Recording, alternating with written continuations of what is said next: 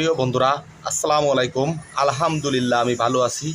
তো বন্ধুরা, আশা করি আপনারা সকলেই ভালো আছেন। তো আমি আজকে যে জিনিসটি দেখাচ্ছি সেটি হচ্ছে আম গাছ। অর্থাৎ আম গাছে এখন মুকুল ধরেছে, অর্থাৎ মুকুলের সময়, অর্থাৎ যেটাকে আমরা আমাদের খুলনার ভাষায় বোল বলে থাকি, যে আম গাছে বোল ধরেছে। আমার দেখা মূলে এবছর চমৎকার বোল ধরেছে, গাছে প্রচুর পরিমাণে ফুল হয়েছে আম গাছে। আমার কাছে মনে হচ্ছে এবার আমও ভালো হবে এবং কুয়াশা কিন্তু কম হয়েছে। ছোটোবেলায় একটি প্রবাদ শুনেছি, যত কুয়ো আমের যায় কাঁঠালের কিছু আসে যায় না। অর্থাৎ যদি কুয়াশা বেশি পড়ে তাহলে আমের এই যে মুকুল বলেন, ফুল বলেন, বা আমাদের খুলনার ভাষায় বোল বলেন, এটি কুয়াশার যে অ্যাকশান সেটিতে পুড়ে যায়, অর্থাৎ নষ্ট হয়ে যায়।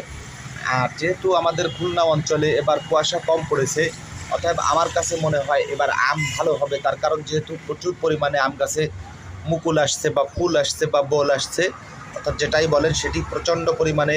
আমার দেখা মূলে এবছর এমন কোনো গাছ নাই যে যেখানে প্রচুর পরিমাণে ফুল আসে নাই। আমি যে গাছটি আপনাদেরকে দেখাচ্ছি এটিতেও কিন্তু প্রচুর পরিমাণে ফুল এসেছে।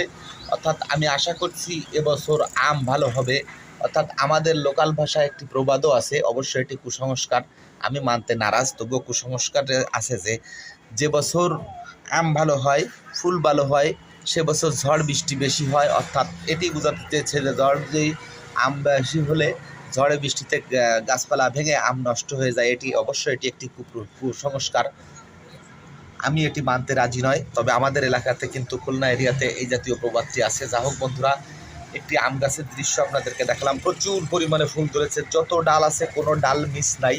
তো বন্ধুরা, আমি আশা করি এবছর আম ভালো হবে, ফসল ভালো হবে, ফল ভালো হবে। ধান কিন্তু এবছর আমাদের এই এরিয়াতে বেশ ভালোই হয়েছে, যদিও খুলনা অঞ্চল তেমন ধানের জন্য বিখ্যাত নয়, তারপরও আমি যতটুকু দেখেছি, যেখানে দেখেছি বেশ প্রচুর পরিমাণে ধান হয়েছে।